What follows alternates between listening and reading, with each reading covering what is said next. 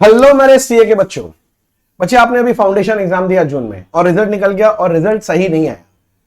घबराने का कोई बात नहीं है। मैं एक ऐसा प्लान लेके आया हूं कि जो प्लान अगर आप फॉलो करोगे तो श्योर शॉट आप सितंबर में निकल सकते हो। बच्चे लोग ये पूछ रहे हैं कि भैया सितंबर में दूं कि जनवरी में दूं, तो भैया ये डिसीजन बहुत इंपॉर्टेंट है। तो बच्चे फिर पूछ रहे भैया अगर सितंबर में देना संभव है इतना कम टाइम में? हाँ देना संभव है भैया, देना तो संभव है, दे के क्लियर करना संभव है? हाँ संभव है। मैं आपके लिए हेल्पिंग हैंड लेके आया। मैं आपको एक छोटा सा प्लान बता रहा हूं, आप वो प्लान सुनो। अगर आप वो प्लान फॉलो कर लोगे ना तो आपका एकदम गारंटीड है सितंबर में आपका रिजल्ट निकल ही जाएगा, आप क्लियर कर ही जाओगे, ठीक है ना। किंतु प्लान को एकदम वर्ड बाय वर्ड फॉलो करना पड़ेगा। और इसके अलावा मैं इस वीडियो के डिस्क्रिप्शन बॉक्स में एक लिंक दे रहा हूं, आप चाहो तो आप अपना रिजल्ट भी हमें सेंड कर सकते हो। मैं देख के एनालाइज करके बता सकता हूं कि आपके लिए पर्सनली आपको क्या करना चाहिए कि जिससे आपका रिजल्ट बेहतर हो सके, बेटर हो सके और वन शॉट में सितंबर निकाल सके। तो जो लिंक है ना इस वीडियो के डिस्क्रिप्शन बॉक्स में दे रहा हूं मैं, तो उसमें आप अपना चाहो तो रिजल्ट अगर आप चाहो एनालाइज कराना हमसे तो उसमें डाल देना, ठीक है। तो चलो बिना लेट किए मैं फटाफट आपको बताता हूं। देखो सबसे पहले आप अपना रिजल्ट लेके देखो, ठीक है। अगर आप रिजल्ट लेके देख रहे हो तो आप ये चेक करो कि आपका मार्क्स कितना है। अगर आप देख रहे हो कि आपका जो सब्जेक्ट में मार्क्स है ना वो ऑन एन एवरेज 35 प्लस है। अरे ये बंद क्यों हो गया भाई साहब, एक सेकेंड। हाँ, आप पहले चेक करो कि मार्क्स क्या 35 प्लस है कि नहीं है, यस और नो।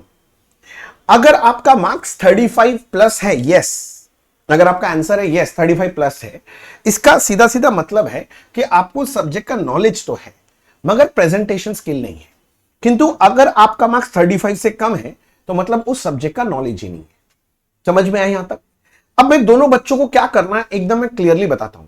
पहले मैं बताता हूं कि मान लीजिए कि आपका 35 प्लस मार्क्स है हर सब्जेक्ट में, ठीक है ना, 35 प्लस आपके पास है, तो मतलब आपके पास सब्जेक्ट का नॉलेज है, पर आपका गड़बड़ी क्या हो पता है, आपका प्रेजेंटेशन स्किल नहीं है। तो इंस्टीट्यूट जैसे डिमांड करता है प्रेजेंटेशन, वो नहीं हुआ। तो अब आपके लिए क्या प्लान होना चाहिए? तो आपका प्लान ये होना चाहिए सबसे पहले, तो आप चेक करो कि आपने जब पहले पढ़ा था, आपने कहीं अगर क्लास फर्स्ट किया था तो आपने क्या अपना 100% क्लास कंप्लीट किया था क्या? अगर आपने 100% क्लास अगर कंप्लीट कर लिया है, आप पहले चेक करेंगे क्या चीज कि आपका क्लासेस क्या कंप्लीट हो गया है। तो इसमें चेक करो कि आंसर यस आ रहा है कि नो आ रहा है। अगर आंसर यस है तो आप अपना अब जो मैं प्लान देने वाला हूं रिवीजन प्लान वो फॉलो करोगे, और आंसर नो है तो आप अपने आपको 10 दिन दो, मैक्सिमम बोल रहा हूं, ये मैक्सिमम है, अगर कम में हो तो कम। और आपका जो पेंडिंग क्लासेस है, पेंडिंग आपका जितना भी क्लासेस है उसको पहले फिनिश करो, और फिनिश करके फिर इस रिवीजन प्लान में आप आ जाएंगे। बात समझ में? अब रिवीजन प्लान करना कैसे है अब समझो। सबसे इंपॉर्टेंट क्या है, दो चीज आपको करना है। एक नंबर, आप जो पढ़ रखे हैं क्योंकि कांटेक्ट छूट गया है तो कई सारा चीज आप भूल गए होंगे, आधा अधूरा याद होगा, तो उसको नंबर 1 रिवीजन करना है। और नंबर 2, इंस्टीट्यूट जैसे प्रेजेंटेशन चाह रहा है अब, ठीक है ना, अब फाउंडेशन सिर्फ फाउंडेशन नहीं रह गया है। मैं बार बार बता रहा हूं, इंस्टीट्यूट क्या किया, एंट्री लेवल को डिफिकल्ट कर दे रहा है। पहली छांट ले रहा है इंस्टीट्यूट कि कौन सा बच्चा सच्ची में इस एग्जाम को क्लियर करने लायक है। पहले एंट्री लेवल इजी था, कोई भी बच्चा जल्दी से पास हो जाता था, पास परसेंटेज 25, 30, 35, 40 भी हमारा देखा हुआ है।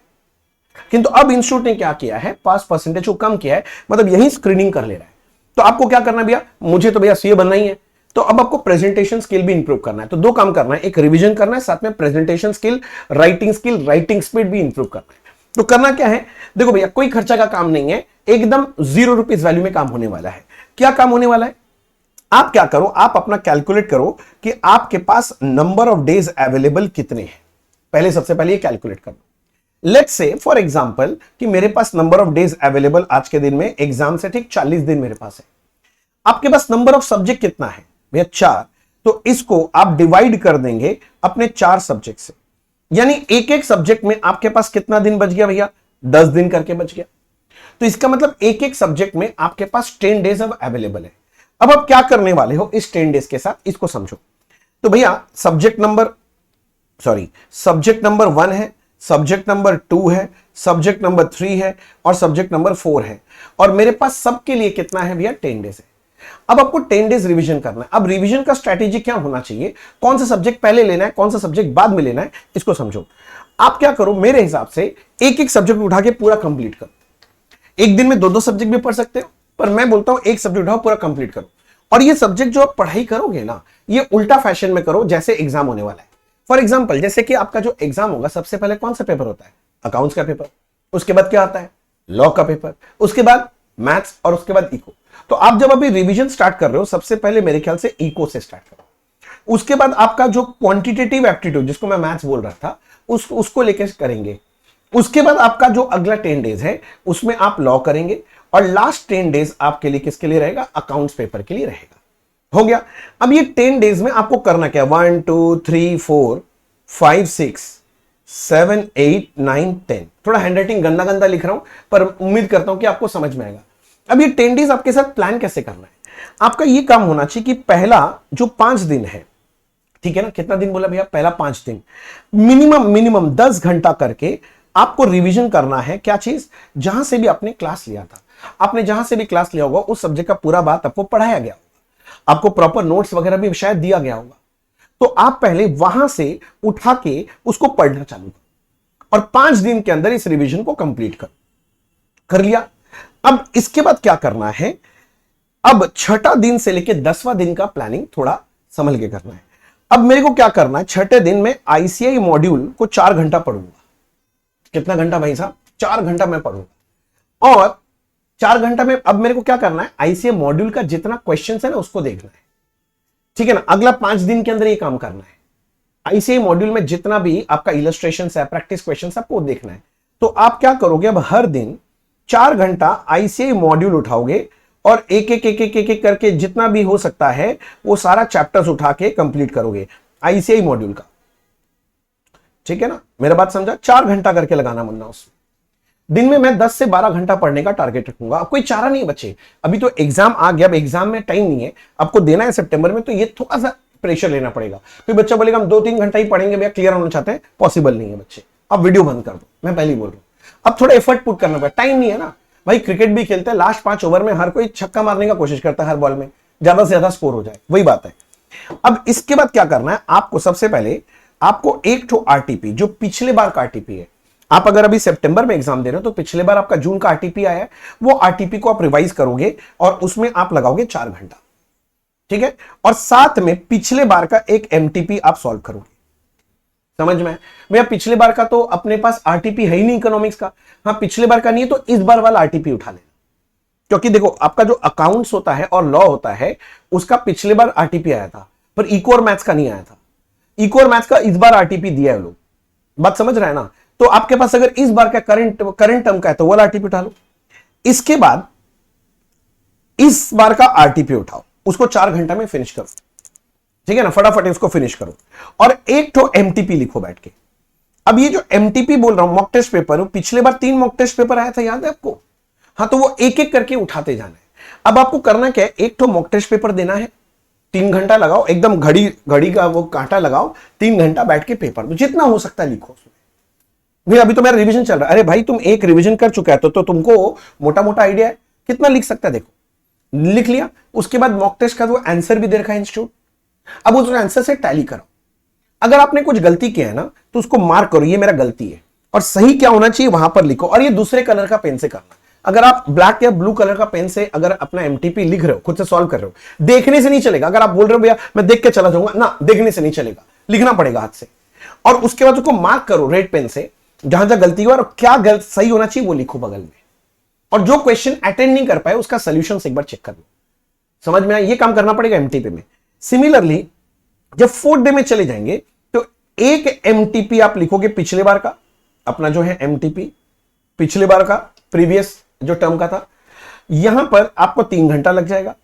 फिर इसके साथ भी वही कहानी करना है। फिर क्या करना है? एक एमटीपी और लिखना है इस बार वाला, करंट टाइम वाला, करंट वाला, समझ रहे हैं ना? एक एमटीपी, अब एमटीपी 1 कर दिया इसको वापस। फिर अगले दिन यहां पर एक और एमटीपी करना है। कौन सा? एमटीपी 2 जो इंस्टीट्यूट अभी निकाल के दे रहा है ना इस बार। हाँ, और ये वाला करने के बाद जो पिछले बार का प्रीवियस ईयर क्वेश्चन रहेगा वो एक ठो लिखना हाथ से, और फिर उसका आंसर चेक करना है। और लास्ट डे में मैंने ज्यादा कुछ नहीं लिखा, आईसी को 4 घंटा दिया है। और अगर यहां पर कुछ ऊंच नीच हो जाए तो वो ये वाले डे में जाके 10 डे में जाके आपको फिनिश करना है। और ये काम करते रहना है आपको हर एक सब्जेक्ट के लिए। बात समझो, आप 1 2 3 4 5 6 पेपर आपको लिखना है। जब ये 6 पेपर लिखोगे ना, पहली बार लिखोगे ना बहुत गड़बड़ी करोगे, दूसरी बार करोगे थोड़ा सा बेटर हो जाएगा, तीसरी बार, चौथी बार और पांचवी बार से छठी बार आते हैं आप देखोगे आपका परफॉर्मेंस लेवल बहुत अच्छा हो गया। मैं पीवाईक्यू पिछले बार वाला क्यों बोला लिखने के लिए आपको पहले, ठीक है ना, रीजन बीइंग क्योंकि आपका क्लियर नहीं हुआ था।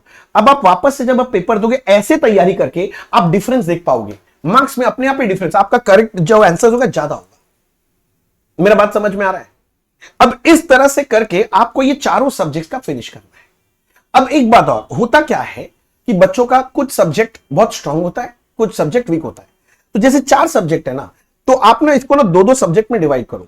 2 सब्जेक्ट को आपको बनाना है स्ट्रांग और 2 थोड़ा सा रहेगा जो मॉडरेट आपके लिए रहेगा। 2 सब्जेक्ट में आपको टारगेट करना है कि कैसे भी करके आपका 75 प्लस इसमें आए, और 2 सब्जेक्ट में टारगेट करना है कि इसमें 60 प्लस तो आ जाए। और इसको टारगेट करने के लिए ऐसा नहीं कि आपको एग्जाम में 100% अटेम्प्ट करना पड़ेगा। अगर आप थोड़ा कम भी अटेम्प्ट करोगे ना तो भी उतना मार्क्स उठाया जा सकता है। मैं जैसे बोल रहा हूं स्ट्रेटेजी वैसे करो, आपका हो जाएगा।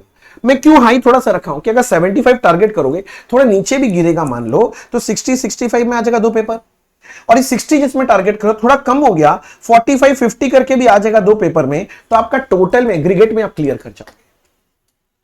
अब एक भैया आपने तो ये बताया कि उन बच्चों के लिए जिनका आप बोल रहे थे यहां पर यस नो पड़ा है 35 प्लस, जिनका 35 से कम है उनको क्या करना चाहिए? जिनका बच्चे 35 से कम है, अब वो बच्चे सुनो, जिनका 35 से कम आया मतलब आपके नॉलेज में कमी है, तो भैया आपको पहले नॉलेज के लिए आपको क्लासेस करने चाहिए। भैया इतना टाइम कहां है, रुको मैं आपको हेल्प करता हूं ना। तो आप लोगों के लिए हम लोग क्या करें, एक बैच लाए हैं जिसका नाम है बैच 70। भैया फिर आप अपना बात करने लगे, भाई कोई प्रमोशन नहीं है, आपके हेल्प का बात कर रहा हूं, जरा सुन लो, जरा सा समझ में आ जाएगा। नहीं तो ये प्लान आप अपने आप ही अप्लाई कर लो। ये प्लान क्या है, इसके अंदर हम लोग बोलते हैं देखो अब आपके पास टाइम तो कम है, क्या 100% सिलेबस करके जाना इतने टाइम में पॉसिबल है?